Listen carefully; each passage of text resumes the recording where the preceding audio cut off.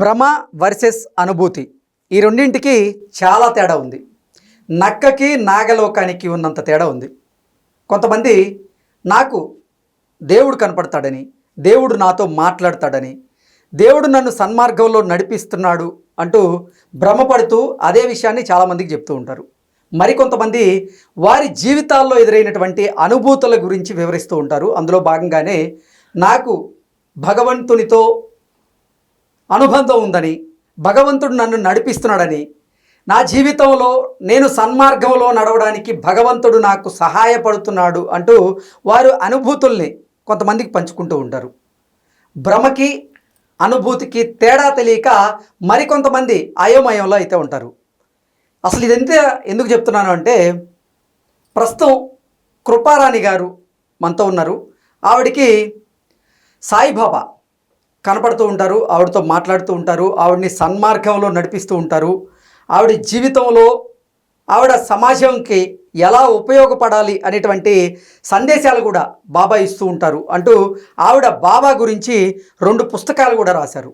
ఇంతకీ కృపారాణి గారికి ఆవిడ జీవితంలో ఎదురైనటువంటి అనుభూతులు ఏంటి అనేది మనం ఒకసారి తెలుసుకునేటువంటి ప్రయత్నం చేద్దాం. కృపారాణి గారు మనతో ఉన్నారు, వారితో మాట్లాడదాం.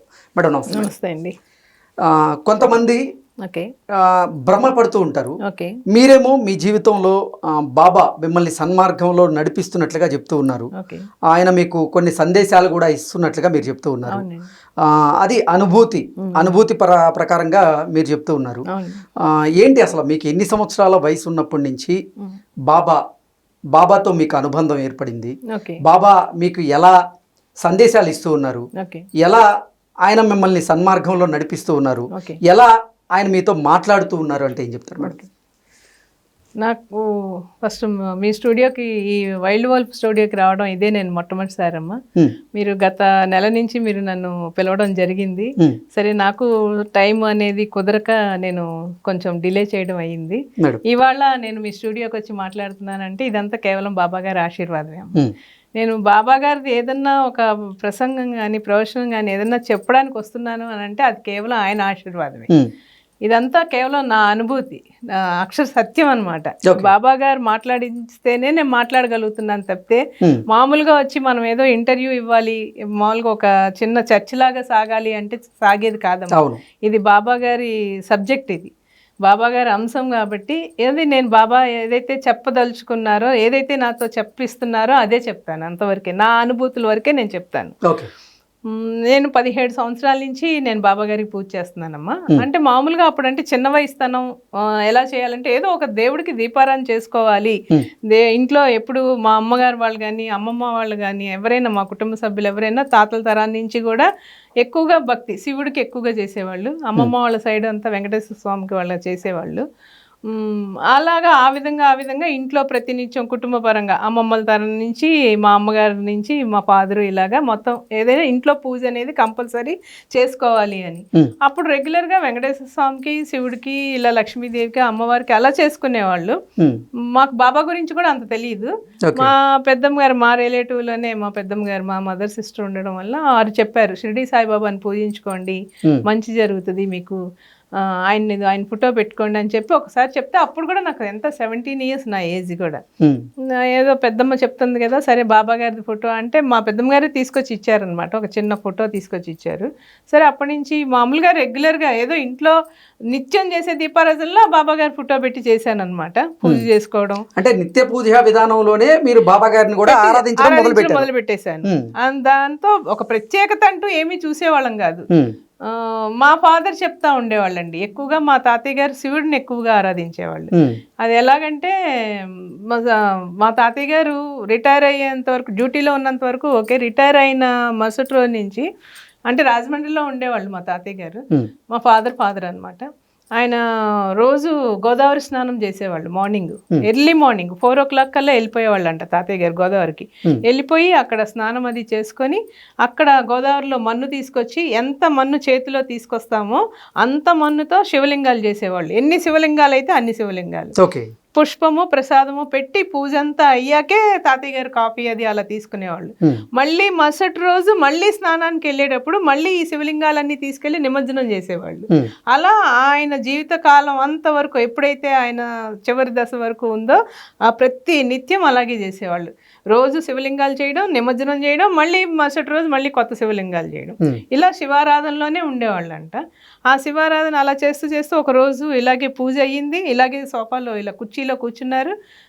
కాఫీ ఇవ్వమ్మా అని చెప్పి మా అత్తయ్యని అడగడం జరిగిందంట. అంతే తాతయ్య గారు కాలం చెందారు. అంతే. ఏ బాధ కానీ, జ్వరం కానీ, ఒక మెడిసిన్ కానీ, వాళ్ళ జీవితంలో ఒక మెడిసిన్ వేసుకోవడం అనేది లేదండి మా తాతయ్య గారు.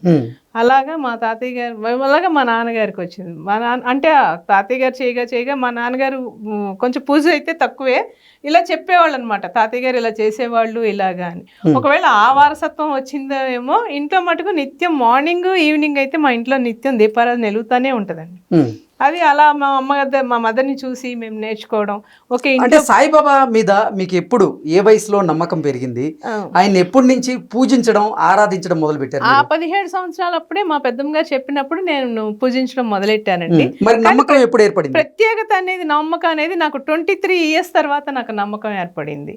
ఎందుకంటే అది కొంచెం లైఫ్లో ఒక ఫెయిల్యూర్ అనేది జరిగింది. ఇంకా సరే తర్వాత మా ఫాదర్ బిజినెస్ నేను చూస్తూ ఉండడం జరిగింది. ఒకసారి మా ఫాదర్ బిజినెస్ లో బాబా గారిది ఫోటో, నిలువెత్తు ఫోటో ఉండేది పెద్దది.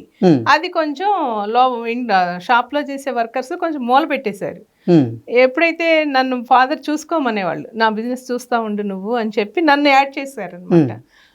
చేస్తే సరే అని నేను షాప్లోకి వెళ్ళినప్పుడు ఆ ఫోటో మూలగా ఉంటే, ఇదేంటి బాబా గారిని ఇంత మూల పెట్టేసాము ఏంటి మీరు, వద్దు అలాగా అని చెప్పి నా ఇంకా ఒక రకంగా ప్రత్యేకంగా చూస్తున్నారు బాబా. నన్ను చూస్తుంటే నేను అది తీయించాను. కుర్రోళ్ళ చేత ఆ ఫోటో లోపల ఉంది, అది వద్దు తీసేసి ఎదురుగుండా ఒక టేబుల్ వేసి బాబా గారిని పెట్టి దండేసి అప్పటికప్పుడు ఆయనకి బొట్లు అది పెట్టి అగరత్తులు అది వెలిగించాను. నాకు ఆ రోజు ఒక రకమైన ప్రత్యేకమైన రోజులాగా అనిపించింది. ఎప్పుడైతే అది తీసేసానో ఆ రోజు తెలిసిన వాళ్ళు షిరిడి వెళ్తున్నాం మేము అని చెప్పారు. వెళ్తుంటే సరే నాకు ఏదో ఒకటి బాబాది మీకు తోచిన విధంగా ఏదన్నా తెచ్చి పెట్టండి అని అడిగాను.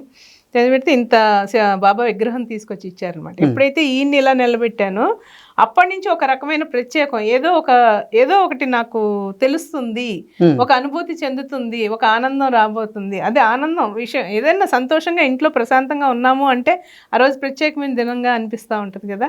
అలా విగ్రహం ఎప్పుడైతే తీసుకొచ్చారో ఇంకా అప్పటి నుంచి బాబా గారితో అభిషేకాలు కానీ, పూజలే కానీ, మన అష్టోత్తరాలు ఏదైనా ఇంకా నాకు తోచిన విధంగా హారతులు ఇవ్వడం కానీ, ఇంకా అలా రొటీన్గా అలా అలా అలా అలా జరుగుతూ ఉండేది. అంటే అక్కడ నేనున్న ఏరియాలో విజయవాడలో సత్సంగాలు అవి జరుగుతున్నప్పుడు వెళ్ళడం, ఓకే వింటాం, వాళ్ళు ఏం చెప్తున్నారా అని వింటాం, అసలు బాబా గురించి తెలుసుకుందాము అనే తపన, అసలు ఏంటి బాబా తత్వం ఏంటి. సత్యచరిత్ర చదువుతాం. అప్పుడంటే చిన్న వయసు కదండి, అప్పుడు అనిపించేది అమ్మో ఇంత పుస్తకం చదవాలా అనిపించేది. ఆ వయసులో అలా అనిపించేది. అంటే బాబాకి సంబంధించినటువంటి పుస్తకాలు చదువుతూ మీరు భ్రమపడ్డారా, లేదంటే నిజంగా అనుభూతి చెందారా? అనుభూతి చెందానండి. భ్రమ అనేది లేదు, ఎప్పటికీ లేదు. అసలు భ్రమ అంటే ఏదో ఎవరో చెప్పారు అక్కడ ఇది వస్తుంది బాబా లీల జరుగుతుంది అనేది అసలు నేను ఆ భ్రమకి వెళ్ళలేదు. నాదంతా అనుభూతి చెందాను. ఏదంటే ఒక్కసారి నేను అంటే సాయిబాబా మీతో మాట్లాడుతున్నట్లుగా, సాయిబాబా మిమ్మల్ని సన్మార్గంలో నడిపిస్తున్నట్లుగా, సాయిబాబా మీకు సందేశాలు ఇస్తున్నట్లుగా ఇలా మీరు అనుభూతి చెందినట్లుగా చెప్తూ ఉన్నారు. అలాంటి అనుభూతులు మాతో పంచుకోగలరు? చాలా చాలా ఉన్నాయండి. చాలా సందర్భాల్లో చాలా అనుభూతులు. అసలు ఒకటి కాదు, రెండు కాదు, చాలా ఉంటాయి. అసలు మనకి షూటింగ్ అనేది చాలదు ఇవాళ, అలా ఉంటాయి అన్నమాట అన్ని అనుభూతులు. అన్ని ప్రతిదీ ఒక సందేశం ద్వారానే.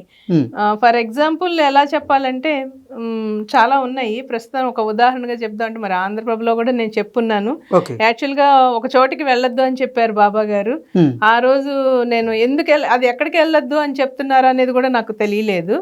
ఎందుకు వెళ్ళొద్దు అంటున్నారు బాబా అని చెప్పి అనుకున్నాను. నాకు ఇది గనక అనుభూతి చెందితే బాబా నిన్ను ఇంకా నిరంతరం నేను నమ్ముతానని చెప్పి నేను బాబా దగ్గర దండం పెట్టుకున్నాను.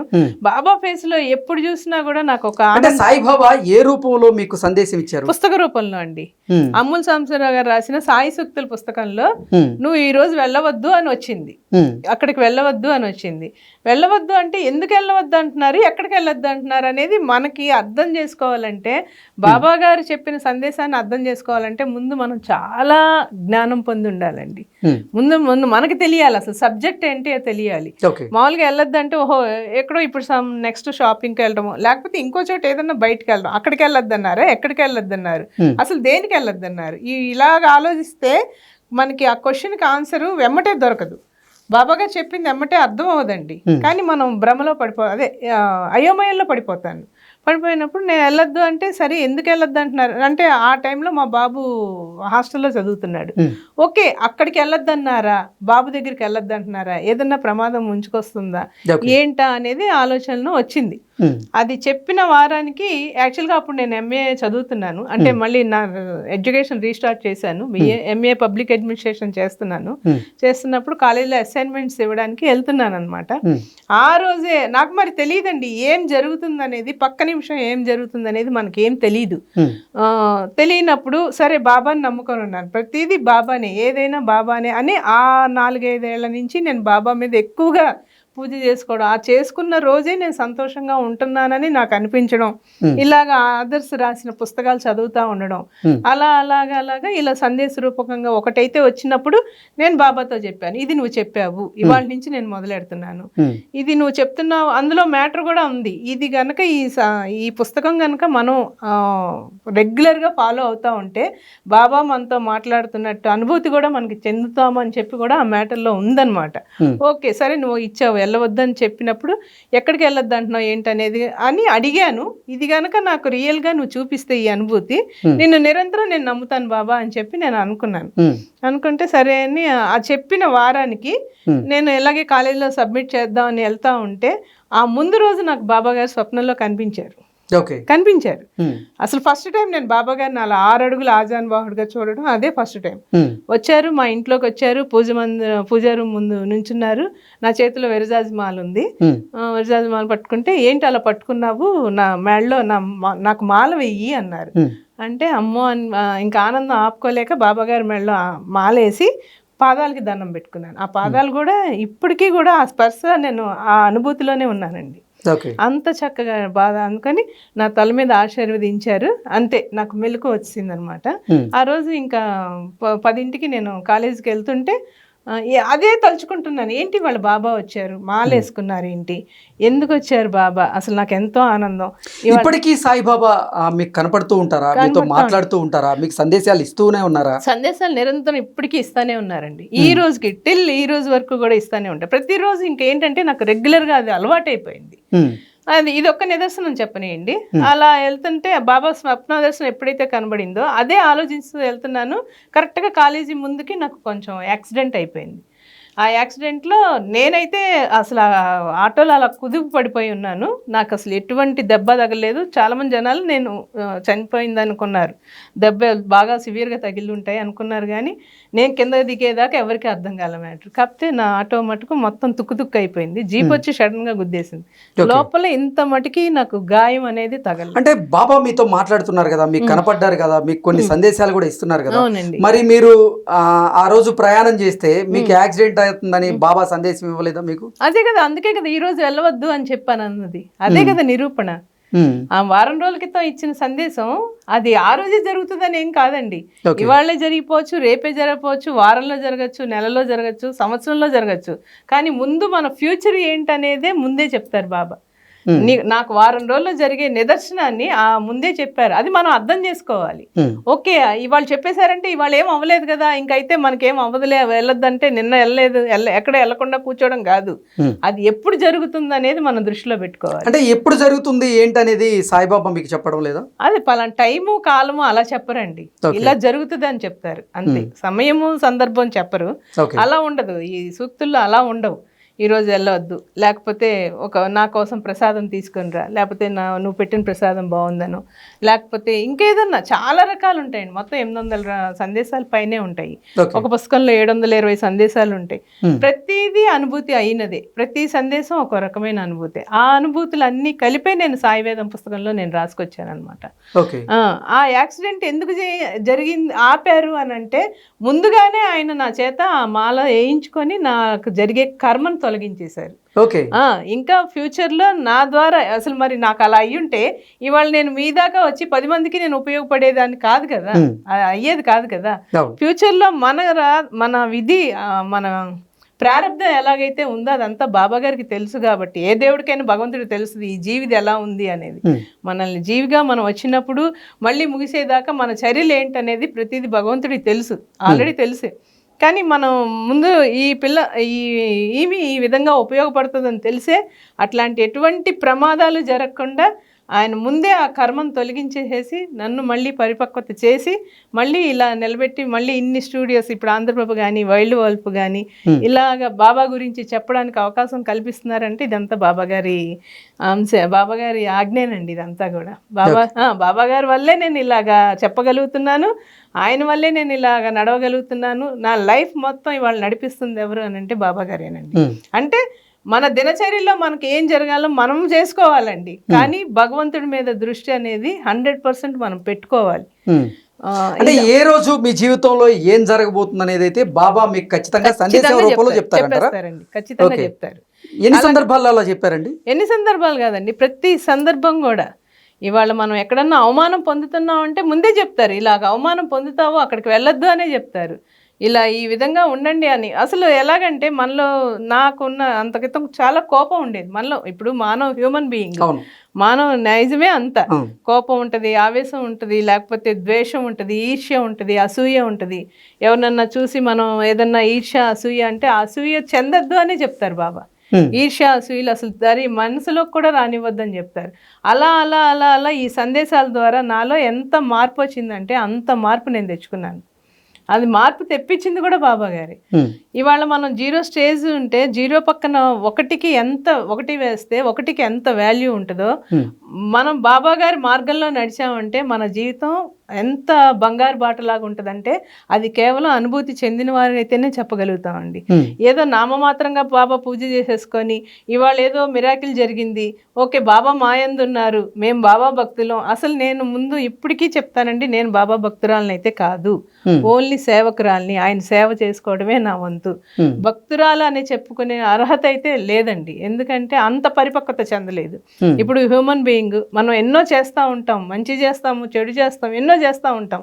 ఇవాళ బాబా గురించి తెలిసేసుకొని నలుగురికి చెప్పేసి నాకు ఇలా చెప్తున్నారు బాబా, మీరు నాకు ఈ విధంగా నాకు చెందండి, ఈ రూపాయి ఇవ్వండి, అసలు అలాంటిది అనేదే నేను పెట్టుకోలేదండి. నాకు పుస్తకాలు రాసే అర్హత ఇవ్వడం కూడా అది బాబా గారి సంకల్పమే. నేను రాయాలని కూడా నేను ఊహకు కూడా అనుకోలేదండి. అసలు నాకు కొంచెం కూడా ఆలోచన కూడా లేదు.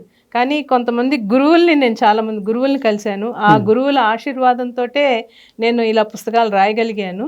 ఆ రాయడం కూడా బాబా గారి సంకల్పమే. ఎందుకంటే బాబా గారి గురించి మనం ఒక పెన్ను మనం కదిలిస్తున్నామంటే అది బాబా గారి ఆశీర్వాదం ఉంటేనే ఆ కలం ముందుకెళ్తుంది. లేకపోతే నువ్వు ఎంత రాయాలి అనుకున్నా కూడా మనం రాయలేమండి. మరి ప్రతి వాళ్ళు ఆదర్శ అవుతారు కదా, ప్రతి వాళ్ళు బాబాలాగా అవ్వాలి అంటే అసలు బాబాలాగా వ్యక్తి అనేది ఇంకొక పర్సన్ అనే వాళ్ళు ఎవరు ఉండరండి, అలా ఉండరు కూడా.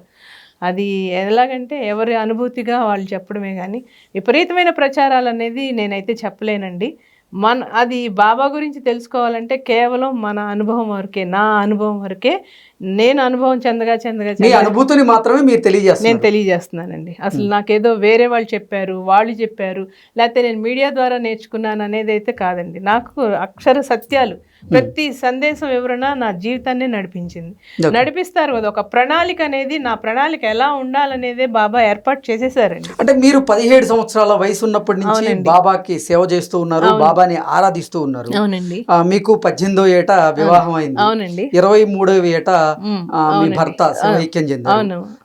ఆ అంశానికి సంబంధించి బాబా మీకు ఏమన్నా సందేశం ఇచ్చారా? అప్పుడు లేదండి, అసలు సందేశాల పుస్తకం అప్పుడు తెలియదండి. మామూలుగా నిత్యం బాబాకు పూజ చేసుకుంటా ఉండేదాన్ని ఇంట్లో. ఇలా సందేశాల పుస్తకం ఉందని కూడా నాకు తెలియదు. కానీ ఎక్కడన్నా అప్పుడే అక్కడ ఉన్నప్పుడు కూడా ఎక్కడన్నా భజన జరుగుతున్నప్పుడు వెళ్ళినప్పుడు కూడా బాబా చాలా దీనంగా చూస్తున్నట్టు కనిపించేది. ఎందుకు ఈయన ఇలా చూస్తున్నారా అని చెప్పి అనుకునేదాన్ని. కానీ ఈయన అనారోగ్యం ఉండడం వలన ఒకవేళ వెళ్ళిపోతారా లేదా అనేది కూడా నా భ్రమకు కలిగించలే, నాకు బాధ తెప్పిలేదు బాబా గారు అసలు. అంటే మీ భర్త చనిపోక ముందు కూడా బాబా మీకు కనపడుతూ ఉన్నారు, కాకపోతే దీనంగా ఉన్నారు. దీనంగా ఉన్నారు. అవునండి, దీనంగా చూసేవాళ్ళు. ఏదో ఈ బిడ్డకి ఏదో దాని ద్వారా ఏదైనా సంకేతం ఇవ్వాలని చూసారా? అలా ఏం సంకేతం తెలియలేదండి. బాబా ఏదో ఇబ్బంది రాకపోతుంది, ఏదో ఇబ్బంది అవుతుంది ఈ అమ్మాయికి అని చెప్పి అనే విధంగా నన్ను ఆయన చూసేవాళ్ళు. కానీ అప్పుడు ఆ వయసుకి నాకు అంత ఆలోచన కూడా రాలేదండి. చాలా చిన్న వయసు మూలన అంత డెప్త్గా నేను ఆలోచించలేదు. ఏదో ఏది జరగాలో భగవంతుడు నిర్ణయం అనుకునేదాన్ని. అలా జరిగాక కూడా సరే నా ప్రారంభంలో ఏదైతే ఉందో అదే జరిగిపోయింది. ఏదైనా భగవంతుడు ఉన్నాడు కదా. ఇప్పటికీ నేను అదే నమ్ముకుంటానండి. జీవితం మనం చేసేస్తున్నాం, నేను చేసేస్తున్నాను, నాకు తెలుసు అంతా, నేనే నేర్చగలను, నేనే చెప్పగలను అనేది మటుకు మనం ఆ భ్రమకి వెళ్ళామంటే ఎట్టి పరిస్థితిలో జరగని పని అండి. 23 సంవత్సరాలకే మీరు మీ భర్తను కోల్పోయారు. ఒంటరి మహిళగా మీరు జీవితాన్ని ఇక్కడ వరకు నెట్టుకొని వచ్చారు. నిజంగా ఒంటరి మహిళగా ఒక కుమారుడితో మీరు జీవితాన్ని నెట్టుకు రావడానికి బాబా మీకు సాయం చేశారా? నాకు బాబా చేశారు అని అంటే అక్షరసత్యంగా చేశారండి. ఎందుకంటే అది కేవలం బాబాగానే వచ్చి చెయ్యక్కర్లేదండి, నా తల్లిదండ్రుల రూపకంగానే నాకు సహాయం అందిందండి. నేను చెప్తున్నాను కదా, వారు ఐక్యం చెందాక, శివైక్యం పొందాక నేను అసలు రూపాయి లేదు నా దగ్గర.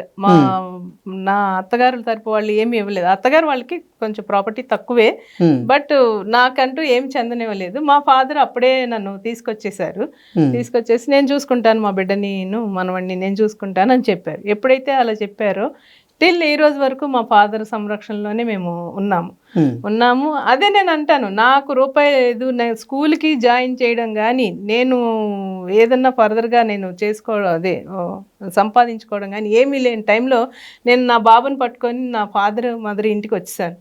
ఆ రోజు నుంచి ఈ రోజు కూడా షెల్టర్ అయ్యి మమ్మల్ని ప్రత్యేకమైన స్థానంలో నిలబెట్టిందంతా మా అమ్మగారు, మా నాన్నగారేనండి, నా తల్లిదండ్రులే. నేను ఎలా అనుకుంటానంటే, బాబా గారు వాళ్ళ రూపకంగా నన్ను నిలబెట్టారు. ఇదంతా భగవంతుడేచే, భగవంతుడు అనుగ్రహం కారణంగానే నా జీవితం ఇలా నడిచింది. భగవంతుడికి ఎంత రుణం అంటే అది బాబా గారినే తీసుకుంటాను ప్రత్యేకించి.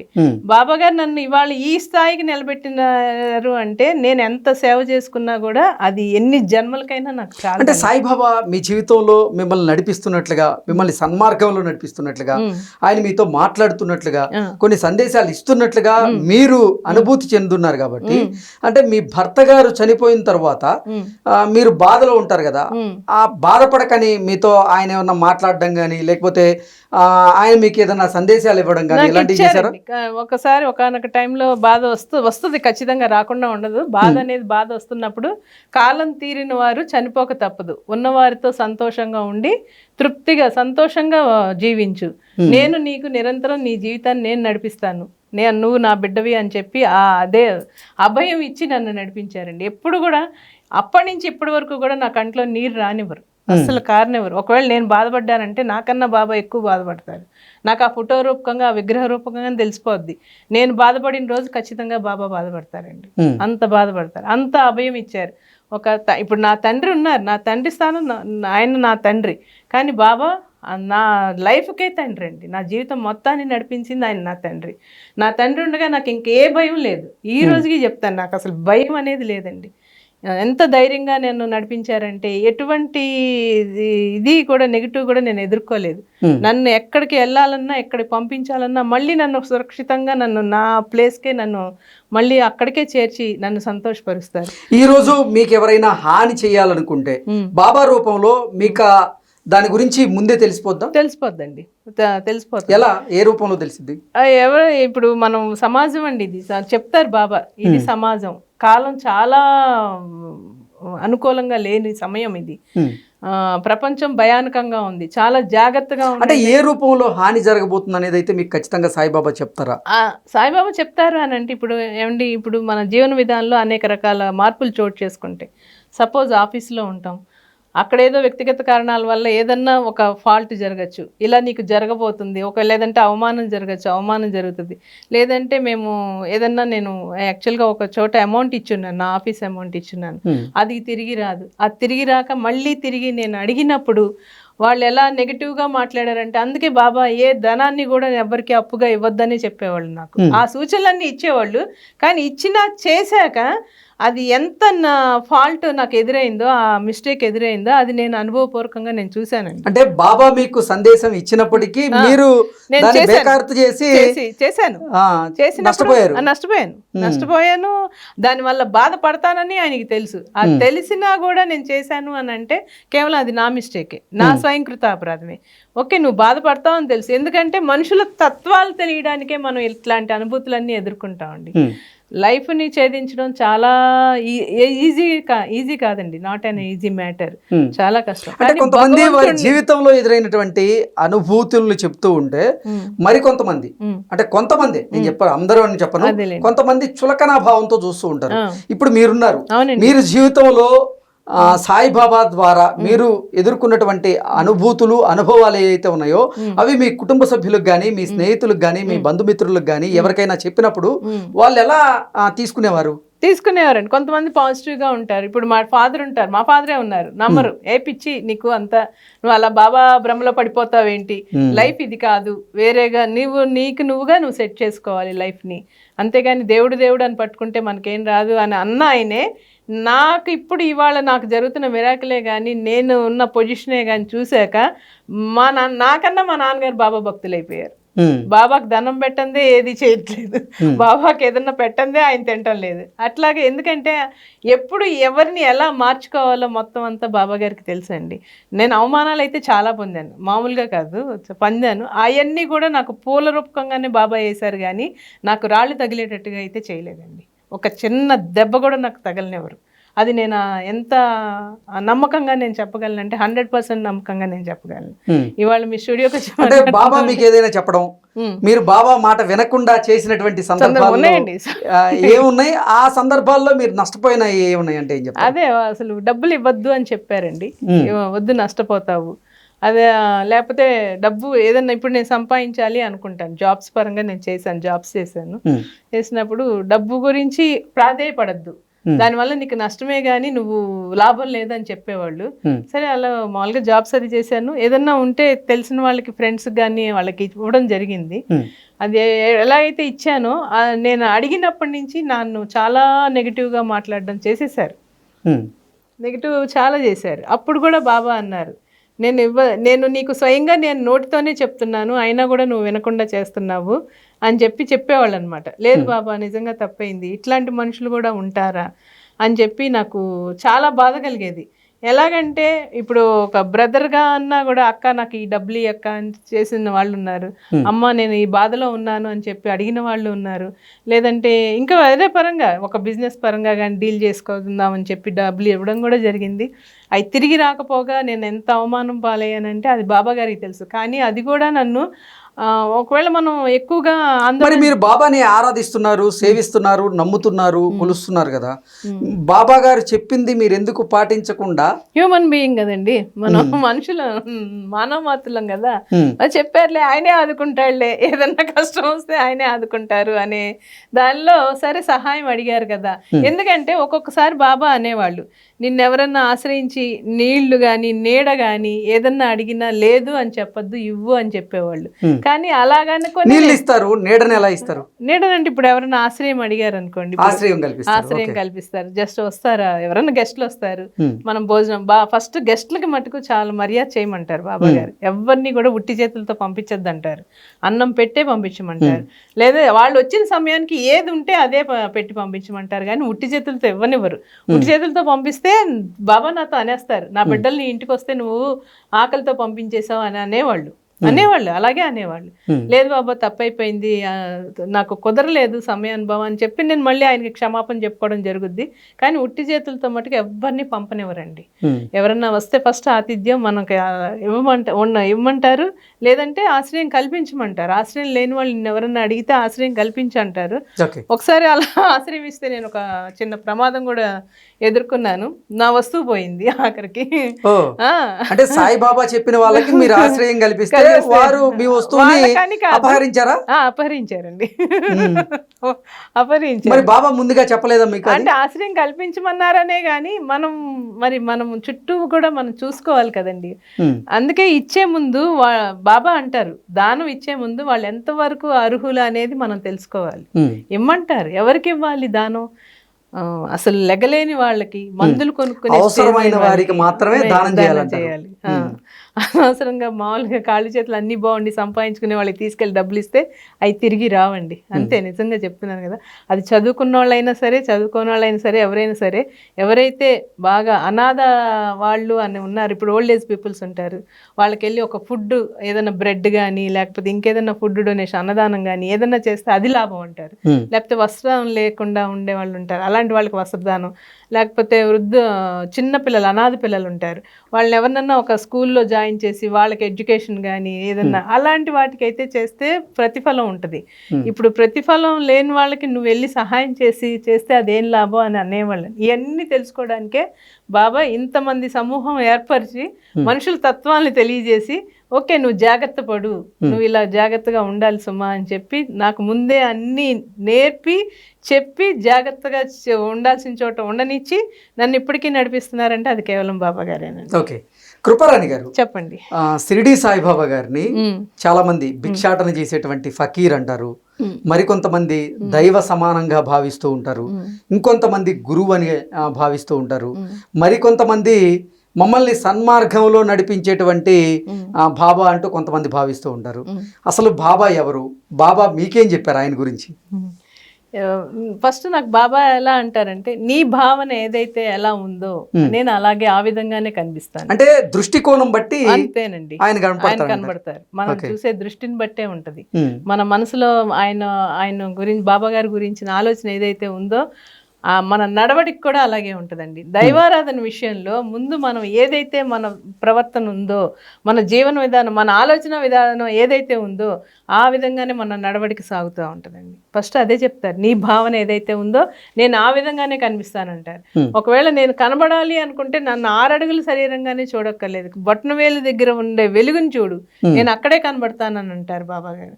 అలా చాలా సార్లు వెలుగు రూపంగా కనిపించారండి, చూశాను నేను బాబా గారిని. అంటే బాబా గారిని చాలా సందర్భాల్లో మీరు చూసారంటున్నారు, బాబా గారితో మాట్లాడాను అంటున్నారు కదా. అసలు బాబా గారి రూపం ఎలా ఉంటది? అంటే ఇప్పుడు సినిమాల్లో గానీ ఫోటోల్లో గానీ బాబా గారిని విగ్రహాల రూపంలో కూడా చాలా మంది చూస్తూ ఉంటారు. అచ్చం బాబా గారు మీకు కనపడినటువంటి సాయిబాబా గారు అలాగే ఉంటారా, లేదంటే మార్పులు ఏమైనా ఉన్నాయి? ఏమీ లేదండి, షిరిడీలో ఎలా బాబా గారు ఉంటారో అదే విధంగా 6 అడుగులు, నాకైతే 6 అడుగులు అనే తెలుసు, 6 అడుగులు, తెల్లని వస్త్రాలు, ఎంత అంటే వెన్నపూస కన్నా మెత్తగా ఉంటారండి బాబా గారు. నేను పాదాలు నేను తాకాను కదా, ఆ అనుభవం ఉంది కాబట్టి నేను చెప్తున్నాను. కానీ షిరిడీలో ఎలాగైతే వెలిసారో, ఎలాగైతే వచ్చారో అలాగే స్వప్న రూపకంగా కానీ, లేదంటే నేను పూజ చేస్తున్నప్పుడు కూడా ఒక్కొక్కసారి ఫకీర్ రూపకంగా, అదే గడ్డం అది ఉన్న రూపకంగా కనిపిస్తారు. అలా ఫ్రేమ్ అలా కనబడతా ఉంటుంది ఆయన. జస్ట్ ఎలాగంటే ఒక నిమిషం కూడా కాదు, ఒక సెకండ్స్, కొన్ని సెకండ్స్ అంతే. ఆ విధంగా ఆ పూజ చేస్తే మీ కర్మ ఫలితాలు ఏవైతే ఉంటాయో, అవునండి, చెడు ఫలితాలు మీరు మూటగట్టుకున్నటువంటి పాపం మొత్తాన్ని షిరిడి సాయిబాబా భిక్షాటన రూపంలో ఫకీర్ లాగా ఆయన మన ఇంటికి వచ్చి ఆయన మన పాపాలన్నీ భిక్ష రూపంలో స్వీకరిస్తారు అంటారు. మరి మీ దగ్గరికి ఎప్పుడైనా సాయిబాబా భిక్షాటనకి మీ ఇంటికి వచ్చారా? మీతో ఆయన అన్నం తిన్నారా? మీ చేతి వంట తిన్నారా ఆయన? అంటే ఏం చెప్తారు? చేతి వంట తినడం రావడం అలా కాదండి. ఇప్పుడు స్వప్న రూపకంగా కనిపించారు, నాకు జరగాల్సిన యాక్సిడెంట్స్ని నన్ను కర్మరూపకంగా అలా కనిపించి తీసేశారు. ఇప్పుడు ఎలాగంటే షిరిడీ వెళ్తానండి, నేను షిరిడీ చాలాసార్లు వెళ్ళాను, ఒక 50 సార్లు వెళ్ళాను షిరిడీ. నేను ఫస్ట్ షిరిడీ వెళ్తున్నానంటే ఒక 10 రోజుల ముందే ఒక షెడ్యూల్ ప్రిపేర్ చేసుకుంటా. ఓకే బాబా దగ్గరికి వెళ్తున్నా, బాబా నాకు ఏదో ఒక రూపకంగా కనబడాలి, ఏదో రూపకంగా రావాలి, అలాగే అనుకుంటానండి. ఆయన రావాలి, ఆయన్ని చూడాలి అంటే కేవలం బాబా అప్పుడే మనకి 6 అడుగుల్లాగా వచ్చేసి విగ్రహం నుంచి వచ్చేసి నడిచి వచ్చేసినట్టు కాదండి. కానీ మానవ రూపకంగా ఏదో రూపకంగా వస్తారు. నా దగ్గరికి అలా వచ్చి షిరిడీలో 4-5 సార్లు నా దగ్గరికి వచ్చారండి. కనబడ్డారు, కనిపించి మామూలుగా ఒక ఫకీర్లానే వచ్చేవాళ్ళు. వచ్చి అంటే మీ దగ్గర నుంచి భిక్ష స్వీకరించడం కానీ ఇలాంటి ఏమీ బాబా చేయలేదా? నన్ను ₹2 దక్షిణ ఇమ్మని అడిగారండి. ఒకరోజు నేను షిరిడీలోనే ఉన్నాను, నడుచుకుంటూ వెళ్తున్నాను, నన్ను పిలిచారు. పిలిచి ₹2 దక్షిణ ఇవ్వు అని అడిగారు. నేను ఆ రోజు అసలు చేంజ్ లేదు, ఎతుకుతున్నాను కూడా. ఎతుకుతుంటే నా దగ్గర లేదా, నాకు దక్షిణ ఇవ్వు అనే అడుగుతా ఉన్నారు ఆయన. అడుగుతా ఉంటే చూశాను, అప్పుడు పర్సులో మొత్తం ఎతుకుతా ఉంటే ఒక ₹2 కాయిన్ కనిపించింది. కనిపించి అంటే సాక్షాత్తు షిరిడి సాయిబాబా మీ దగ్గరికి వచ్చి ఆయన దక్షిణ ఇవ్వమంటే మీ పర్సులో ఉన్నాయన్నీ ఇస్తుంటారు కదా. చాలా మంది ఏం చేస్తుంటారు, భక్తులు ఆయన ఆరాధించే వారు ఏం చేస్తారంటే, అయ్యో బాబా వారే నా దగ్గరికి వచ్చి ఆయన దక్షిణ అడుగుతున్నారంటే నా దగ్గర ఉన్నాయి మొత్తం సర్వస్వం ఇచ్చేయాలి అని చాలా మంది అనుకుంటా ఉంటారు. మరి మీరు చేంజ్ కోసం ఎతకడం ఏంటి? ఆయన ₹2 అడిగారు. అది నాకు ₹2 దక్షిణ ఇవ్వు అని అన్నారు. ₹2 ఏంటంటే శ్రద్ధ షబూరి అండి.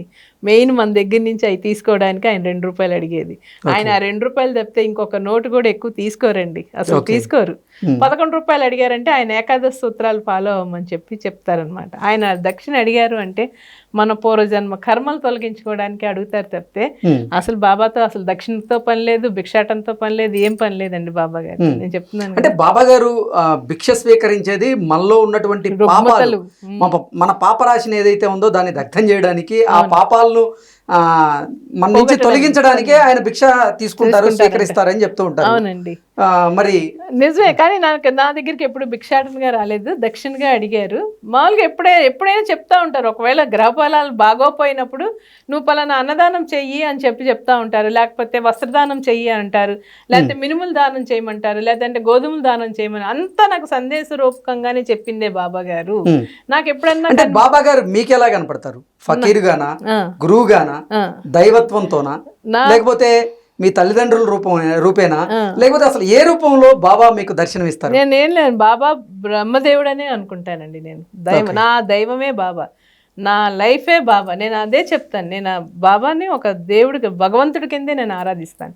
ఆయన గురువు అని చెప్పినా నాకు భగవంతుడు ఆయనే. ఆయన అంటానే ఉంటారు, నేను గురువుని, నేను దేవుణ్ణి కాదు, నేను దేవుడు దైవ అవధూతని అని చెప్తారు తప్పితే ఆయన నేను దేవుణ్ణి, నన్ను కొలవండి అని చెప్పరు. కానీ నాకు చెప్పింది ఏంటంటే వెంకటేశ్వర స్వామిని ఆరాధించుకోమంటారు, అమ్మవారిని ఆరాధించమంటారు, ఎక్కువగా అమ్మవారికే చేసుకోమంటారు. ఆయన ఏదైతే దేవుణ్ణి ఎక్కువగా కొలవమంటారో నేను ఆ విధంగానే నేను అవి చేస్తూ ఉంటానండి. మీ జీవితంలో మీరు ఎన్నో ఒడిదుడుకులు ఎదుర్కొని ఉంటారు, ఎన్నో సమస్యల్ని మీరు ఎదుర్కొని ఉంటారు. అవునండి.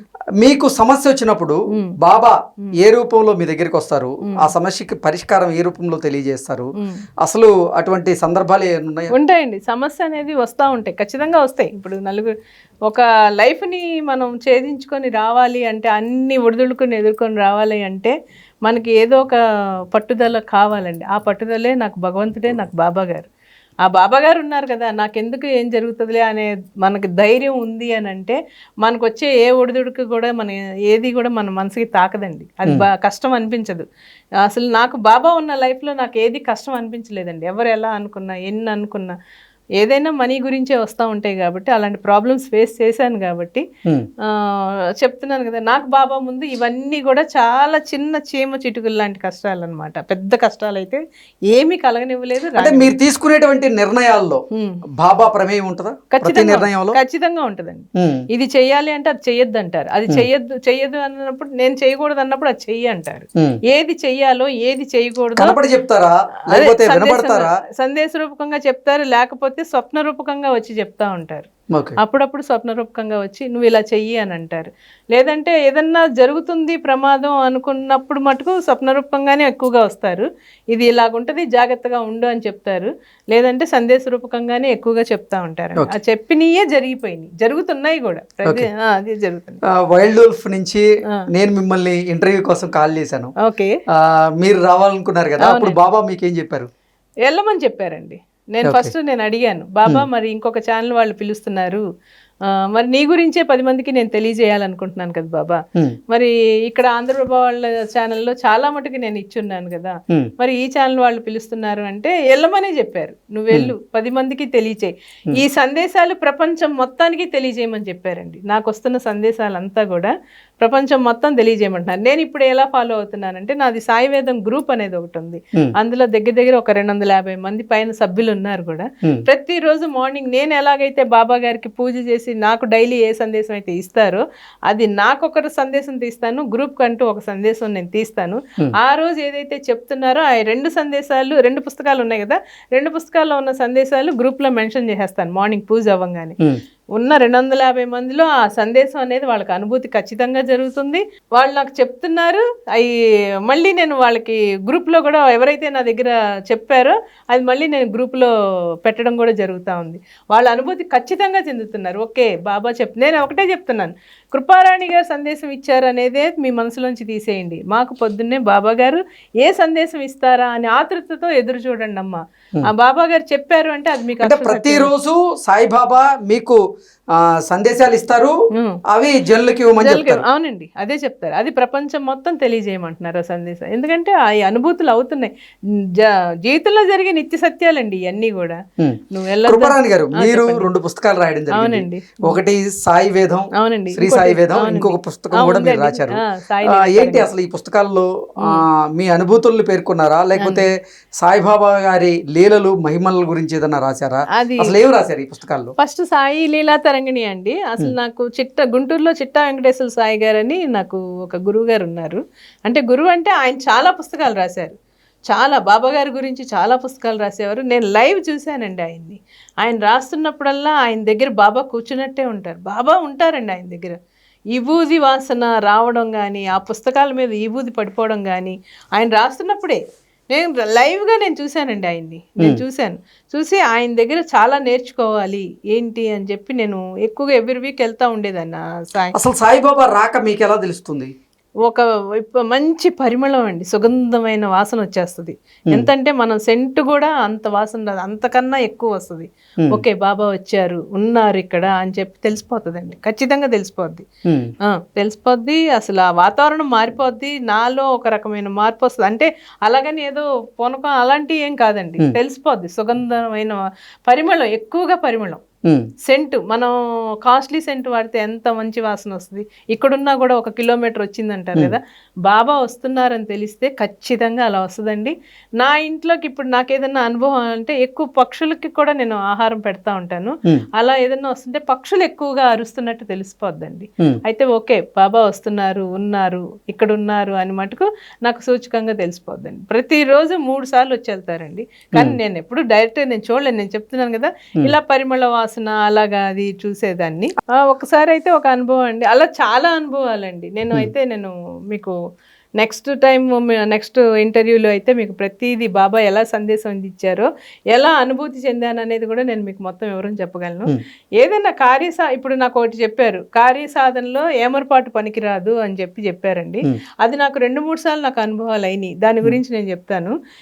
ఎందుకు ఈ వర్డ్ ఇచ్చారా బాబా అని అనుకున్నాను. కార్యసాధనలో నీకు ఎటువంటి ఏమరపాటు పనికిరాదు, జాగ్రత్తగా ఉండని చెప్పేవాళ్ళు. ఎందుకన్నారా అనుకున్నాను. ఓ రోజు నేను మా బాబు హైదరాబాద్ నుంచి చెన్నై వెళ్తున్నాము, ట్రైన్కి వెళ్తున్నాము. మేము మామూలుగా 6th ప్లాట్ఫామ్ కానీ ట్రైన్ అనౌన్స్ చేశారు చార్మినార్ హైదరాబాద్లో. అదే ఫస్ట్ ప్లాట్ఫామ్ ఏదో ఒక ప్లాట్ఫామ్ అని అనౌన్స్ చేశారు. బాబు నేను అలాగే మాట్లాడుకుంటా ఉన్నాము, కానీ మేము అనౌన్స్ వినలేదు. వినకుండా మామూలుగా మాట్లాడుతూ ఉన్నాం, ఏదో మామూలుగా పిచ్చాబాటికి బాబు నేను ముచ్చట్లు చెప్పుకుంటా ఉన్నాము. ఆ అనౌన్స్ వినలేదు. అది 6th రావాల్సింది 4th ప్లాట్ఫామ్కి వస్తుంది అని చెప్పి అనౌన్స్ చేసింది, అది వినలేదు. తీరా ట్రైన్ అంతా దగ్గరికి వచ్చి ఇంకా ఆగే ముందు మేము చూసుకున్నాం, ఇదేంటి 6th రాకుండా 4th వచ్చింది అని. అది అలా దాటి వెళ్ళాలన్నా దాటే రూట్ కాదు, మళ్ళీ స్టెప్స్ ఎక్కి దిగాలి కదా. అప్పుడు కరెక్ట్గా ఎప్పుడైతే ట్రైన్ వచ్చి ఆగిపోతుందన్న సమయానికి మళ్ళీ బాబా స్ట్రైక్ ఇచ్చారు. అక్కడ ట్రైన్ వచ్చేసింది అన్న సంకేతం వచ్చింది అనేటప్పటికి కంగారు పడిపోయాం. కంగారు పడి ఇంకొక జస్ట్ 1 minute కదిలిపోతుంది అనగా ఈ 6th నుంచి 4th వెళ్ళడానికి చాలా ఇబ్బంది పడ్డాం. ఇంకా లాస్ట్ భోగి పట్టుకొని మేము ఎక్కాక ట్రైన్ కదిలిందండి. అందుకే కార్యసాధనలో ఏమరపాటు అనేది పనికిరాదు నీకు అని చెప్పారనమాట. అది కనుక ఆ బాబా అది చెప్పి మేము కనుక అప్పుడు ఒకవేళ మేము మిస్ అయిపోతామన్నా కూడా మాకు బాబా తట్టి మాకు మళ్ళీ ఆలోచన ఇచ్చి మళ్ళీ కరెక్ట్గా ట్రైన్ అందుకునేటట్టే చేస్తారు. కానీ మనం జాగ్రత్తగా ఉండమని చెప్తారండి. అలాగ ఒకటి జరిగింది. కరెక్ట్గా లాస్ట్ భోగి ఇంకా సూట్ కేసు అలా పెట్టాం, ట్రైన్ కదిలింది. లేకపోతే మిస్ అయిపోయేవాళ్ళం ఆ రోజు ట్రైన్. అనౌన్స్మెంట్ వెళ్ళలేదు. 6వ నెంబర్కి రావాల్సిన ట్రైన్ 4వ ప్లాట్ఫామ్కే వచ్చిందని అనౌన్స్ వెళ్ళ మాటల్లో పడిపోవడం వలన వెళ్ళలేదు. అందుకే కార్యసాధనలో ఏదైనా ఏమరపాటు నీకు పనికిరాదు అనేవాళ్ళు. అలాగే ఓ రోజు షిరిడీ వెళ్తున్నామండి. షిరిడీ వెళ్తుంటే తెలిసిన మామూలుగా ఫ్యామిలీ ఫ్రెండ్స్ అందరం వెళ్తుంటే 4 అనుకుంటే కరెక్ట్గా 5ంటికి సికింద్రాబాద్లో ట్రైను, ఈ షిరిడీ వెళ్ళే ట్రైన్ వస్తుంది. మేము 3:30 అయినా మేము ఎక్కడ ఉండేవాళ్ళం, మోతీనగర్లో ఉండేవాళ్ళం అనమాట. అక్కడి నుంచి మేము సికింద్రాబాద్ వెళ్ళాలి అంటే అసలు టైం చాలదు కదా. 3:30 అయిపోయినా మేము బయలుదేరలేదు, ఎందుకంటే వాళ్ళు కొంచెం లేట్ చేశారు. ఇంకా అలా బయలుదేరేటప్పటికి అమీర్పేట్ దాటాక బేగంపేట నుంచి విపరీతమైన ట్రాఫిక్ ఉండిపోయింది. కరెక్ట్గా అక్కడేమో సమయం 4:40 చూపిస్తుంది, ట్రైన్ 5ంటికి కలిపోద్ది. 20 నిమిషాల్లో మేము అక్కడికి వెళ్ళలేమనుకునే హోప్స్ అయితే వదిలేశానండి. నేనైతే కష్టమైపోద్దిలే అని చెప్పి అనుకున్నాను. కానీ అది మాకు ఇంకొక సమస్య ఏంటంటే, ఇది సాయివేదంలో కూడా నేను ఈ అనుభూతి రాశాను. ఆటో ఆగిపోయింది. ఒక గ్రీన్ డ్రెస్సులో 6 అడుగుల ఆజాన్ బాహుళ్లాగా ఉన్నాడు, పకీర్ ఇలా తల కప్ని కట్టుకున్నాడు. రండి నేను తీసుకెళ్తానని చెప్పి ఒక ఆటో డ్రైవర్ వచ్చాడండి మా ముందుకి. ఆయనే పెట్టేసుకున్నాడు సామాన్లు. రండి నేను దింపుతానని చెప్పి ఆయనే తీసుకొని కరెక్ట్గా 5 నిమిషాలకి మమ్మల్ని కరెక్ట్గా సికింద్రాబాద్ స్టేషన్ ముందు ఆపాడు. మళ్ళీ మేము లోపల పరిగెత్తుకొని ఒక 5వ నెంబర్ ప్లాట్ఫామ్ దాకా వెళ్ళేటప్పటికి అదొక టైం పడుతుందిగా. అప్పుడు కూడా అంతే, ఆ పరుగులో ఎట్లా చేసాం, అసలు డబ్బులు ఇస్తానన్నా కూడా నాకు వద్దు, మీరు వెళ్ళండి, మీకు ట్రైన్ అందుద్దనే చెప్పాడు. ఎప్పుడైతే ఈ సామాన్లు లోపల పెట్టుకున్నప్పుడే అనేసాడు ఆయన, మీకు ట్రైన్ అందుద్ది, మీరేం ఆందోళన చెందకండి అని చెప్పారు. అప్పుడే అనుకున్నాను బాబా గారు ఈ రూపకంగా వచ్చారులే అని చెప్పి అనుకున్నాను. కానీ నేను ఆ సమయంలో ఆయన్ని నేను చూసే దృష్టిలో లేను, ఈ టెన్షన్లో ఉన్నాను. ట్రైన్ మిస్ అయిపోద్ది, షిరిడీ ప్రయాణం ఆగిపోతుంది అనే ఆ బాధలో ఉండిపోయాను. ట్రైన్ ఎక్కాము, అలా కదిలిందండి. నిజంగా అప్పుడు అనుకున్నా, మనల్ని అసలు బండి ఆగిపోవడం ఏంటి, ఇంకొక బండి రావడం ఏంటి, మీకు అందుద్దని చెప్పడం ఏంటి, అసలు ఎంతంటే ప్రతి సెకండ్ మేము లెక్కెట్టుకుంటా ఉన్నాం, అసలు రీచ్ అవుతామా లేదా. కానీ అదే చెప్తారు, కార్యసాధనలో మటుకు ఎటువంటి ఏమరపాటు పనికిరాదు. ఒక అరగంట ముందే ఉంటే ఏమైంది మీకు, ఈ టెన్షన్ ఈ ఆందోళన ఉండదనే చెప్తారా. దేనికైనా మనకి ఒడిదుడుకులు రాకముందే చెప్తారు, మీరు జాగ్రత్త పడండి, ఇలాగుంది సమాజం, ఇలాగున్నారు ప్రజలు అని చెప్పి చెప్తా ఉంటారు. దాన్ని తెలుసుకోలేక ఎన్నో ఒడిదుడుకులు అయితే ఎదుర్కొంటూ ఉంటాం. దాన్ని సరిచేసే ఇది కూడా బాబా గారే బాధ్యత తీసుకుంటూ ఉంటారు. నిజంగా ఆయనకి ఎంతో కృతజ్ఞతలు తెలియజేసుకోవాలండి. ఎంత సేవ చేసుకున్నా కూడా బాబా గారికి ఎన్ని జన్మలు ఎత్తినా కూడా సరిపోదండి. నేను నా జీవితానికైతే నా రక్తంతో నేను బాబా గారికి సేవ చేసినా కూడా సరిపోదు కూడా. నన్ను అంత ఇదిగా కాపాడుకుంటున్నారు. ఆయన అరచేతిలో పెట్టుకొని నన్ను చూసుకుంటున్నారండి. ఇది మటుకు అక్షర సత్యం. అంటే ఆయన రూపం మీరు ఇప్పటివరకు చూడలేదు? రూపం చూడలేదండి. స్వప్నదర్శకంగా చూడడం కానీ, ఫోటోలో కనిపించడం కానీ, ఫీలింగ్ అర్థమైపోద్దండి. బాబా నవ్వుతూ ఉన్నారు అని అంటే ఎటువంటి కష్టం అనిపించదు. ఆ రోజు ఏదన్నా బాబా గారి మొహంలో నాకు విచారం కనబడింది అంటే సంథింగ్ ఏదో ఫాల్ట్ జరిగిపోతుందని నాకు అర్థమైపోద్ది. అలా నేను కనుక్కోగలుగుతాను. కానీ పరిమళ వాసన వచ్చిందంటే బాబా ఉన్నారు అని. ఓకే, ఆయన నిజంగా కనిపించేస్తే మనం ఆగలం అండి, చెప్పండి. మరి సాయిబాబా వారిని మీతో పాటుగా మీ కుటుంబ సభ్యుల్లో ఎవరైనా చూసినట్లుగా ఆ అనుభూతిని చెందినట్లుగా చెప్పారా? మా ఫాదర్ చెప్పారండి, ఈ మధ్య చెప్పారు మా ఫాదర్. అది ఎలాగంటే ఒక 6 నెలలు అవుతుంది అంతే. నేను చెన్నై అప్పుడప్పుడు వెళ్తూ ఉంటాను, పేరెంట్స్ని చూసుకోవడానికి వెళ్తూ ఉంటాను. మా పిల్లలు కూడా, మా బాబు కోడలు కూడా చెన్నైలోనే ఉన్నారు. నేను ఒక 2 or 3 monthsకి చెన్నై వెళ్తానే ఉంటాను, అప్ అండ్ డౌన్ చేస్తూ ఉంటాను. ఓ రోజు ఇలాగే మా ఫాదర్ రూమ్ సెపరేట్గా ఉంటుంది, మా మదరు నేను ఒక రూమ్లో పడుకున్నాము. ఫాదరు బాబా దగ్గరికి వెళ్ళేటప్పటికి ఒక పండు ముసలాయనలాగా కూర్చొని విపరీతంగా నవ్వుతూ ఉన్నారండి. ఎగ్జాక్ట్లీ. నేను ఈ ప్రశ్న ఎందుకు అడిగానంటే, సాయిబాబా వారు మీకు ఆయన రూపంలోనే దర్శనం ఇస్తారా, లేదంటే ఇతర మనుషుల్లో దర్శనం ఇస్తారా అని? నాకైతే ఇతర మనుషుల ద్వారా ఇస్తూ ఉంటారండి. నేను చూశాను, నేను బాబా గారిని అయితే షిరిడీలోనే చూశానండి. నేను పండు ముసలాయనగా చూశారు, నన్ను పిలిచారు, నాకు బాబా ఫోటో ఇచ్చారు. నువ్వు ఈయన్ని పట్టుకున్నావు కదా, ఆ పాదాలు పట్టుకో, నీ జీవితం సాగిపోతుంది అని చెప్పారండి. నాకు అభయం ఇచ్చారు. అది కూడా ఎక్కడో కాదు, ద్వారకామాయిలోనే నాకు అభయం ఇచ్చారు బాబా. మా ఫాదర్కి కనిపించారండి. ఆయన అసలు ఎంత పండు ముసలాయనలాగా కూర్చొని స్వచ్ఛంగా కనిపించారండి. అప్పుడే నేను మా ఫాదర్కి పాదాభివందనం చేసుకున్నాను. ఎందుకంటే నీ కళ్ళకి కనిపించారు. ఎందుకంటే ఒకనొక టైంలో నన్నే అరిచేవాళ్ళు, ఎప్పుడు బాబా బాబా అంటావు ఏంటి అని. ఆ నిదర్శనం నమ్మకం లేని మీ తండ్రి గారు బాబా ఉన్నట్లుగా నమ్మడం, ఆయనకి మళ్ళీ దర్శనం ఇవ్వడం, ఆయన నిత్యం బాబా గారికి చేసుకోవడం, ఆయన గదిలో మళ్ళీ స్పెషల్ గా బాబాని పెట్టుకోవడం, ఇదంతా జరిగిపోతుంది. ఇవాళ మా ఫాదర్ మదర్ సేఫ్గా ఉన్నారంటే కేవలం బాబా దైవం. అక్కడ బాబా గారు ఉన్నారండి. నేను పెద్ద 2 ఉంటాయి నా దగ్గర విగ్రహాలు. ఒకటి హైదరాబాద్ తెచ్చుకున్నాను, నేను జాబ్ నిమిత్తం ఇక్కడికి వచ్చాను అనమాట. మళ్ళీ నేను అక్కడ ఒకటి పెద్ద విగ్రహం ఉంది. నిరంతరం వాళ్ళిద్దరిని కాపాడేది కూడా బాబా గారండి. అక్కడ ఏదన్నా జరుగుతున్నా కూడా నాకు ముందే తెలియజేసేస్తారు బాబా గారు. అది మంచి అయినా ఏదైనా కూడా, నువ్వు వాళ్ళు ఎదురు చూస్తున్నారని నా మీద ఏదన్నా అభిమానం ఉంటుంది కదా, బిడ్డను కదా, నీ తల్లిదండ్రులు ఎదురు చూస్తున్నారు, నువ్వు వెళ్ళిరా అని కూడా చెప్తారు. నాకు 4 రోజులు వెళ్ళి వాళ్ళ దగ్గర ఉండిరా అని కూడా చెప్తారు. అప్పుడు నేను మళ్ళీ ప్రయాణం పెట్టుకుని నేను వెళ్ళేసి వచ్చేస్తాను అనమాట. అలా ఏదైనా ఆయన చెప్తున్నారు అని అంటే, అదే ఇప్పుడు ఈ పుస్తకాలు రాయడానికి మీరు ఏంటా అనుభవం అని అంటారు కదా, నేను ఆ చిట్టా వెంకటేశ్వర సాయి గారిని చూశాక నాకు ఆయన నోటెమ్మటే వచ్చిన వాక్యే నేను నిలబెట్టుకున్నాను. రాణి నువ్వు రాస్తావు పుస్తకాలు అని చెప్పి. అయ్యో నాకు అసలు ఏమీ తెలియదండి, కవిత తెలియదు, ఏమీ తెలియదు, నేను ఎలా రాస్తాను, సాహిత్యం మీద పట్టు లేదు అసలు, లేదు లేదు. ఇంకా అందుకనే ఎలా రాస్తాను ఏంటి అని చెప్పి నేను అనుకున్నాను. లేదు నువ్వు రాస్తావు అని అన్నారు. నాకు ఫస్ట్ పుస్తకంలో నాకు ఎదురైన అవధూతలు ఎలా ఎదురయ్యారు ఏంటి అనే దాని మీద నేను రాసుకొచ్చాను. తర్వాత ఈ సాయి వేదం అంతా కూడా ఈ సందేశాలు నాకు ఎలాగైతే అనుభవం చెందినాయో ప్రతి ఒక్క సందేశానికి అలా 100 సందేశాలు తీసుకొని వాటి అనుభవాలన్నీ రాసుకొచ్చాను అనమాట. అది సాయి వేదము. ఇప్పుడు 3వ సాయి వేదం కూడా ఆల్రెడీ రాయడం జరిగిపోయింది. కాకపోతే నేను ఇంకా ప్రింటింగ్ ఇవ్వలేదండి, వేయించలేదు. ఎందుకంటే కొంచెం దానికి సమయానుభవం కావాలి. అది కూడా బాబా ఎప్పుడైతే ఏమని చెప్తారో, అది కూడా ఎప్పుడైతే రావాలనుందో అంతా బాబా గారి ఆజ్ఞ. కాకపోతే అంతకన్నా ఎక్కువ ఇప్పుడు ఈ టీవీ ఛానల్ ద్వారా నా సందేశాలన్నీ అందరికీ అర్థమైపోతున్నాయి. ప్రతి ఒక్కరండి చాలా మంది ఫోన్ చేస్తూ ఉంటారు, ఈ సందేశం చెప్పండి అమ్మా, దానికి వివరణ ఇవ్వండి, మా కష్టం మా బాధ అంటారు అండి. కానీ నేను చెప్పేది ఏంటంటే అండి, ఇది కేవలం ఒక రోజుతో తెలుసుకుంటే సందేశం దానికి జవాబు వచ్చేస్తుందని మటుకు కాదండి. మనం బాబాతో చాలా అనుబంధం ఏర్పాటు చేసుకోవాలి. బాబా ఉన్నారు, అది ముందు ఫస్ట్ మనం బిలీవ్ 100% మనకి నమ్మకం ఉంటేనే, నమ్మకం ఉండాలి ముందు. ఆ నమ్మకం ఉండి మనం ఆయన అనుసరణలో ఉంటేనే నీకు ఇచ్చే సందేశం ఎలా ఉంటుంది అనేది మనకు అర్థం అవుద్దండి. ఒక్కోసారి మన అర్థం కాక ఆయన చెప్పింది మనం మనకి చాలా ఆశలు ఉంటాయండి. మనిషి అన్నాక ఆశలు ఉంటాయి, ఎప్పటికీ వెళ్ళిపోతా జీవి. మనం వయసు పెరిగే కొద్దీ కూడా ఆశ పెరిగిపోతూనే ఉంటుంది. ఇది కావాలి, ఇల్లు కావాలి, పిల్లలు కావాలి, పిల్లలు పెళ్ళిళ్ళు అవ్వాలి, లేకపోతే వాళ్ళ మనవాళ్ళు చూడాలి, ఇలాగే లైఫ్ వెళ్ళిపోతూ ఉంటుంది. కానీ అందులో జరిగే మనకి మంచి జరిగితే ఓకే, భగవంతుడు మనకు అంత మంచి చేశాడు అంటాం.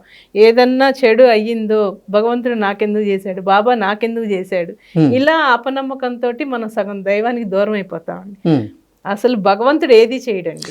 కృపారాణి గారు, అసలు దైవానికి గాని గురువులకు గాని కుల మత ప్రాంత వర్గ వర్ణ భేదాలు అయితే ఉండవు. కానీ ఈ మధ్య కాలంలో చూసుకున్నట్లయితే దైవానికి గురువులకి కులాన్ని మతాన్ని వర్గాన్ని ప్రాంతాన్ని వర్ణాన్ని ఆపాదించేటువంటి ప్రయత్నం జరుగుతుంది. అందులో భాగంగానే షిరిడి సాయిబాబా వారు, ఆయన అసలు హిందువే కాదు, ఆయన ముస్లిం అంటూ కొంతమంది ఆయన్ని హిందువులకు దూరం చేసేటువంటి ప్రయత్నం చేస్తూ ఉన్నారు. మరికొంతమంది హిందువులు కూడా అక్కడికి అంటే షిరిడీకి వెళ్ళడాన్ని తగ్గించినట్లుగా కొన్ని వార్తలు నేను చూస్తూ ఉన్నా. అసలు ఏంటి సాయిబాబా వారు ఎవరు, ఆయనకి అసలు నిజంగా కులం మతం ప్రాంతం వర్ణం వర్గం భేదం ఇలాంటివి అసలు ఉంటాయా అంటే ఏం చెప్తారు? సాయిబాబా గారు బాబా గారు కొన్ని వేల సంవత్సరాల నుంచి ఉన్నారండి. ఇవాళ ఉదయం నాకు ఇచ్చిన సందేశం కూడా అదే. నేను 10,000 సంవత్సరాల ముందు నుంచి కూడా నేను ఉన్నాననే చెప్పారు. నాకు ఇవాళ ఉదయం వచ్చిన సందేశమే అది. కావలిస్తే నెక్స్ట్ మీకు షూటింగ్ లో కూడా నేను ఆ ప్రూఫ్ చూపిస్తాను. అది చెప్పారు. 10,000 సంవత్సరాలు పైన నుంచి నేను ఉన్నాను అని చెప్పాను అన్నారు. నిజంగా ఖచ్చితంగా అండి. అదేంటి సూర్యచంద్రులు ఉన్నంత వరకు కూడా బాబా గారు ఉంటారండి. ఇది కేవలం ఇవన్నీ మతాలు, కులాలు, అపప్రచారాలు అన్నీ కూడా మన మానవుల్లో ఏర్పరచుకున్నవే. కానీ బాబా అక్షర సత్యం. ఇంతకుముందు చాలా మంది హిందువులు షిరిడి వెళ్ళి బాబా వారిని దర్శించుకొని ఆయన అనుగ్రహం పొందేవాళ్ళు. ఈ మధ్య కాలంలో చాలా మంది హిందువులు షిరిడి వెళ్ళడాన్ని మానేశారు అన్నట్లుగా ప్రచారం జరుగుతుంది. ఆ ప్రచారంలో వాస్తవం ఉందంటారా? ఏం లేదండి. వాస్తవం అంటే ఇప్పుడు నీ నమ్మకం నీకు సడలిపోతే ఇంకా వాస్తవమా అవాస్తవమా అనేది కాదు. నీకు నమ్మకం ఉంది అని అనుకుంటే 100% నువ్వు అదే విధంగా ఫాలో అప్ అవ్వాలి. నువ్వు వేరే వాళ్ళు ఏదో చెప్పారు, వాళ్ళు కాదు, ఇది బాబా కాదు, ముస్లిమా, గురువా, నువ్వు ఫస్ట్ మనం పూజించుకునేటప్పుడు ఆయన ఏంటి అనేది మనం తెలియదు కదండి. ఓన్లీ సచ్చరిత ఆధారంగా తెలుసుకొనే బాబా ఉన్నారు, ఇప్పటికీ ఉన్నారు, ఎప్పటికీ ఉంటారనే నమ్మకంతోనే మన జీవనయానం సాగుతుంది. చాలా మందికి అనుభవాలు జరిగినాయండి. నీకు మధ్యలో 2-3 అనుభవాలు జరగకపోవచ్చు, లేకపోతే నువ్వు అన్నది జరగకపోవచ్చు. అంతలోనే మనం సడలింపు అయిపోతే గనక ఆ జరిగే ప్రమాదం మనకే కానీ బాబా గారికి ఏం కాదండి. బాబా అనేది ఎలాగంటే సూర్యచంద్రులు ఉన్నంత వరకు కూడా బాబా గారు ఉంటారండి. మన ఈ కాలం ఉన్నంత వరకు కూడా బాబా గారు ఉంటారు. మళ్ళీ అలాంటి బాబా గారు అనేది మటుకు రావడం అనేది జరగదు. అంటే సాయిబాబా మీకేం చెప్తున్నారు? ఆయన గురువు అని చెప్తున్నారా, దైవం అని చెప్తున్నారా, లేదంటే ఆయన భిక్షాటం చేసేటువంటి ఫకీర్ అని చెప్తున్నారా, ముసల్మాన్ అని చెప్తున్నారా, హిందూ అని చెప్తున్నారా, లేదా క్రిస్టియన్ అని చెప్తున్నారా, ఎవరని చెప్తున్నారు? అసలు ఈ కులం అని చెప్పరండి. నేను దైవం అని కూడా చెప్పరు ఆయన. నేను దైవ దూతని అనే చెప్తారు బాబా. అది ఆ పుస్తకంలో చదివితే తెలుస్తుంది, మనం ఎక్కడైనా మన అనుభవపూర్వకంగా తెలుస్తుంది. కానీ నన్ను పూజించండి అని మటుకు బాబా ఎప్పుడు అనరండి. నన్ను నమ్మండి అని కూడా చెప్పరు. నేను దైవదూతాన్ని, మీరు దైవారాధన చేసుకోండి, మీరు ఈ పూజ చేసుకోండి అనే చెప్తారు. కానీ నన్ను పూజ చేయండి, నన్ను ఆరాధించండి, మీకు నన్ను చేస్తేనే మీకు ఈ ఫలితం పొందుతారు అనేది మటుకు ఆయన ఎక్కడ ఏ ప్రచారం చేసింది లేదండి. నేను ఈ కులస్తుని, నేను హిందువా, ముస్లిమా, ఫకీర్, అసలు అలాంటివి కూడా బాబా ఏం చెప్పలేదండి. సబ్కా మాలిక్ ఏక్ హై అదే చెప్తున్నారు, అదే ఆచరణలో చూపిస్తున్నారు. అదే కానీ మనుషుల్లో మార్పులు రావడం వలన, విపరీతమైన అపప్రచారాలు ఏర్పడడం వల్ల మనలో మనం మార్పు తెచ్చుకుంటున్నామే. కానీ బాబాలో మటుకు ఎటువంటి మార్పు లేదండి. నమ్మకం ఉంటే నమ్మండి, లేదంటే నమ్మకపోయినా కూడా నన్ను ఎందుకు నమ్మడం లేదని కూడా ఆయన ఏం అడగరండి. ఆయన అదే చెప్తున్నాను కదా, మన అన్నం పెట్టకపోయినా కూడా నాకు పెట్టలేదేంటి అని కూడా బాబా అడగరు. నాకు పూజ చేయలేదేంటి అని అడగరు. ఎటువంటి ఆడంబరాలతో నాకు పని లేదు, కేవలం మీ ప్రేమే చాలు నాకు అని చెప్తారండి. నిరంతరం మన అభిమానం ఎంతైతే ఉంటుందో మనం పొందే ఫలితం కూడా అంతకు 1000 రెట్లు ఉంటుందండి. ఈ మధ్యకాలంలో సమాజంలో దైవం పేరు చెప్పి కొంతమంది బాబాలు కానివ్వండి, ఫకీర్లు కానివ్వండి, అంటే అన్ని మతాలకు చెందినటువంటి వారు కూడా వారిని మోసం చేసేటువంటి ప్రయత్నం చేస్తూ ఉన్నారు. మరి అది చూసి బాబా మీకేం చెప్పలేదా? నేను అంటే వాళ్ళని నివారించేటువంటి ప్రయత్నం బాబా చేయడం లేదు. ఎవరైతే గురువుల వల్ల పరిపక్వత చెందిన ఎవరన్నా గురువులు, నేను గురువునమ్మా, నాకు ఇలాగుంది, మొత్తం ఇలా చెప్తాను, అది ఇది అన్న చోట నాకు కొన్ని బాబా నాకు సందేశ రూపకంగా చెప్పేవాళ్ళు. చాలా మంది గురువులు అని చెప్పుకుంటున్నారు, వాళ్ళల్లో ఎటువంటి ప్రయోజనం లేదు, ఎటువంటి ప్రయోజనం లేదు. నా భక్తులు కొంతమంది వారి వల్ల మోసపోతున్నారు, జాగ్రత్తగా ఉండండి అని కూడా చెప్పిన సందర్భాలు ఉన్నాయండి. జరిగినాయి కూడా, అలాగే జరిగినాయి. ఎవరిని నమ్మొద్దు అనే చెప్తారండి. ఇలాగ బాబా లీలలు ఎన్నో ఉంటాయండి. ఆ లీలలతో నిజంగా భక్తుల మనోభావాలతో ఆటలాడుకుంటున్నటువంటి ఈ దొంగలు ఎవరైతే ఉన్నారో వారిని శిక్షించేటువంటి ప్రయత్నం ఎందుకు బాబా చేయట్లేదు? నిర్ణయిస్తుందండి, కాలానికే వదిలిపెట్టాలి.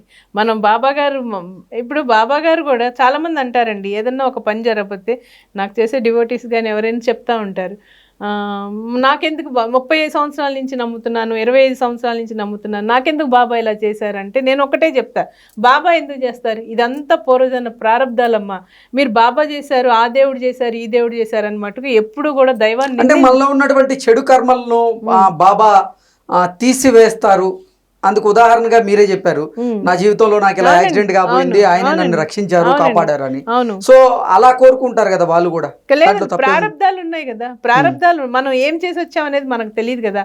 మన కర్మల్ని మూట కట్టుకొని వచ్చామండి, వాటిని తొలగించాలి అంటే మనం కొంచెం ఆ ప్రారంధాన్ని మనం అనుభవించాలి కదా. మనల్ని కొంత అనుభవించి చేస్తారు, కానీ లాస్ట్కి కూడా మనకి ఆ కష్టం అనే బాధ అనేది తెలియకుండా కూడా తొలగిస్తారు. ఏది, మనం ఆ గురువు ఆశీర్వాదంతో మన గురు సేవలో ఉంటే ఖచ్చితంగా మనకు అలా జరుగుతుంది. నువ్వు ఇవాళ నమ్మకం పెట్టేసుకొని నీకు అయిపోయిన రోజు, నీకు అవ్వని రోజు మళ్ళీ ఆ నమ్మకాన్ని నువ్వు సడలిపోతే ఇంకా నీకు దైవం మీద నమ్మకం ఏముంటుందని, పరిపూర్ణంగా ఉండదు అది. మనం ఎంతవరకు అంటే అది ఆఫ్ మన నాలెడ్జ్ వరకే ఉంటుంది అది. ఏ దైవాన్ని కూడా మధ్యలో ఎప్పుడు విడిచిపెట్టకూడదండి. ఏ దేవుడు కష్టం మనకేం కలిగివ్వడు, మనకల్లా మన చేసుకున్న ప్రారంధాలే. ఇప్పుడు నమ్మకం అంటే ఎలా ఉంటుందండి, ఇప్పుడు ఒక ఫ్లైట్ యాక్సిడెంట్ చూసాం లాస్ట్ జూన్లో మొన్న. అదే టైంలో ఎన్నో ఫ్లైట్స్ వెళ్తూ ఉంటాయి, అది జరిగిపోయిందని ఎవరు ఆగరుగా. మనకెందుకు జరుగుతుంది అని ఇంకో ఫ్లైట్ ఎక్కి వెళ్తారు కదా, అంతే కదండి. ఇప్పుడు ట్రైన్ యాక్సిడెంట్ అయితే మొన్న కర్నూలులో బస్సు ప్రమాదం జరిగింది. అవునండి, జరిగింది, 20 మంది చాలా మంది చనిపోయారు. అలాగని మళ్ళీ ఇంకొక ప్రయాణానికి ఎవరు ఆగకుండా ఉండరు కదండి. ఎందుకు వెళ్తున్నారు, మేము సేఫ్ గానే వెళ్తాం, మాకేం అవ్వదనే నమ్మకమేగా. మనం ఇప్పుడు ట్రైన్ ఎక్కుతున్నాం సురక్షితంగా, మన ప్లేస్ మన స్టేషన్ మనం దిగుతున్నాం, ఎందుకు నమ్మకం ఆ డ్రైవర్ మీద ఒక నమ్మకం అంటేగా మన ప్రయాణాన్ని మనం సురక్షితంగా ఇప్పుడు వెళ్ళి వచ్చామండి. చిన్న యాక్సిడెంట్ అనుకోండి, ఆ యాక్సిడెంట్ నుంచి తప్పిందంటే ఫస్ట్ మన నోటి నుంచి వచ్చేది ఏంటి చెప్పండి, భగవంతుడి దయ వల్ల మేము ఇవాళ బతికి బయటపడ్డాము, దేవుడు. అది ఎందుకని వస్తుంది ఆ మాట, దేవుడు అని ఎందుకు వాడుతున్నారు మరి? అప్పుడు ఎందుకు దేవుడు గుర్తొస్తున్నాడు మరి? మీకు అవ్వనప్పుడు ఎందుకు దేవుడు గుర్తు రావట్లా? అదొక్కటే మనం ఆలోచించుకోవాలండి. భగవంతుడిని ఎప్పుడు నిందించుకునే అసలు మన మానవ జన్మకు అనేది లేదండి, అసలు నిందించకూడదు. మనం ఎలా వచ్చాము, మనం ఎలా వెళ్ళేది కూడా భగవంతుని ఫస్ట్ ముందే రాసేస్తాడు. దైవం మనకు తెలుసు, మనం ముందే ఇలాగ రాసుకొని వచ్చేస్తాం. కానీ మన ప్రారంధాలు అనేవి ఉంటాయి కదా, వాటిని అనుభవించుకొని అవన్నీ క్లియర్ చేసుకొని మళ్ళీ జన్మ రాకుండా ఉండాలంటే మనం ఎన్నో జన్మలు ఎత్తుకుంటూ వెళ్తూ ఉంటాం. చివరికి మోక్షం పొందాలి అంటే మనం ముందు ఈ దైవారాధన ఎన్ని మనం మంచి చేసుకుంటా వెళ్ళి మన కర్మలు తొలగించుకునేటికి ఆ టైము ఆ సమయం ఎప్పుడు వస్తుందో మనకు తెలియదు. పక్క క్షణం మనకు తెలియనప్పుడు ఏదో జరిగిపోతుంది, ఏదో అయిపోతుంది అని నువ్వు ముందే ఊహించుకొని ఈ రోజే బాధపడే కన్నా అసలు ముందు నిరంతరం దైవారాధనలో ఉంటే నీకు పక్షాన జరిగేది కూడా ఆయనే చూసుకుంటారు కదా. మనకు అసలు ఆలోచనే రానివ్వరండి. ముందు మన నమ్మకం అండి, 100% నమ్మకం ఉంటేనే దైవారాధన చేయండి. అంతేగాని అపప్రచారాలు అవి విని అక్కడేదో జరుగుతుంది ఇక్కడేదో జరుగుతుందని అనవసరంగా డబ్బులు ఖర్చు పెట్టుకొని వృధా ప్రయాసాలతో ఒక దేవుడి మీదే నమ్మకం కోల్పోయేటట్టు మటుకు ఎవరు తెచ్చుకోకూడదండి. మీ ఇంట్లో మీ దైవారాధన, మీ ఇంటి వెలుగు వెలగాలి అంటే మీరు చేసే దైవారాధనే మిమ్మల్ని సర్వదా కాపాడుతుంది. ఇవాళ పెద్ద పెద్ద కష్టాలు రాకుండా ఉండాలి అంటే ఇవాళ నా ప్రణాళికని, నా జీవితాన్ని, నా ప్రణాళికని ఎలా మార్చాలనేదే బాబా గారే మార్చేస్తున్నారండి. అది నేను 100% నేను చెప్పగలను. ఇవాళ నేను హ్యాపీగా ఉన్నాను అంటే కేవలం బాబా గారు దైవమే. ఎందుకంటే నేను చేసే దైవారాధన సేవ. మనం ఇక్కడ ఇవాళ పూజ చేసుకొని ఇంకో చోటుకి వెళ్ళి ఇంకొక ఏదో అపరాధం చేశామంటే అది ఎప్పటికీ క్షమించని నేరం అండి. అవన్నీ కూడా మన జీవితం ఎలా ఉండాలి, ఎలా నిర్ణయించాలి అనేది కూడా భగవంతుడి చేతిలో పెడితేనే మనకు అర్థమవుతుంది. మనమే చేసేసుకుంటున్నాం, ఇది నా వంతే, నా ధైర్యమే, నా బలమే అని అనుకుంటే నథింగ్ అండి. మన వెనకాల ఒక శక్తి అనేది మన జీవితాన్ని నడిపిస్తుంది. అది 100% మనం బిలీవ్ పెట్టుకోవాలి, ఓర్పు వహించాలి. ఆ శ్రద్ధ శబూరి ఉంటేనే మనం ప్రతి దాన్ని ఏ సమస్యనైనా ఎదుర్కోగలుగుతాము. మనం ఏ నొప్పికైనా మనం మెడిసిన్ ఎలా తీసుకుంటున్నామో మనకు వచ్చే సమస్యలను కూడా ఎలా పరిష్కరించుకోవాలో అనేది కూడా మనమే తెలుసుకొని మనం పరిష్కరించుకుంటే భగవంతుడు అందులో సహాయం చెయ్యి అందిస్తాడు. తప్పకుండా మనం ఒడ్డును దాడతామండి. ఇది వరకు అయితే చెప్పగలను. ఓకే కృపారాణి గారు, ధన్యవాదాలు అండి. థ్యాంక్స్ అండి.